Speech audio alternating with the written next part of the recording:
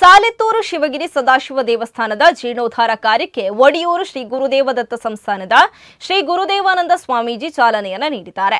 ಬಳಿಕ ಆಶೀರ್ವಚನ ನೀಡಿ ನಮ್ಮ ಅಂತರಂಗದಲ್ಲಿ ದೇವರು ಇರುವುದನ್ನು ಅರಿತುಕೊಂಡ್ರೆ ಎಲ್ಲಾ ಕಾರ್ಯಗಳನ್ನು ಯಶಸ್ವಿಯಾಗಿಸಲು ಸಾಧ್ಯ.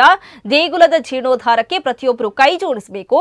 ಗ್ರಾಮದ ದೇವಳದ ಜೀರ್ಣೋದ್ಧಾರ ಕಾರ್ಯ ಭಕ್ತರಿಗೆ ಲಭಿಸಿದ ಪುಣ್ಯಾವಕಾಶ. ದೇವಸ್ಥಾನ ಜೀರ್ಣೋದ್ಧಾರ ಪ್ರಕ್ರಿಯೆಗೆ ದ್ವಾರ ಶಿಲಾನ್ಯಾಸ ನಡೆಸಿದ್ದು ಕೂಡ ಶುಭ ಸೂಚನೆಯಾಗಿದೆ ಎಂದಿದ್ದಾರೆ. ಪ್ರಧಾನ ಅರ್ಚಕರಾದ ಭಾರ್ಗವ ಉಡುಪರ ನೇತೃತ್ವದಲ್ಲಿ ಧಾರ್ಮಿಕ ಪೂಜಾ ಕೈಂಕರ್ಯಗಳು ನಡೆದಿದೆ.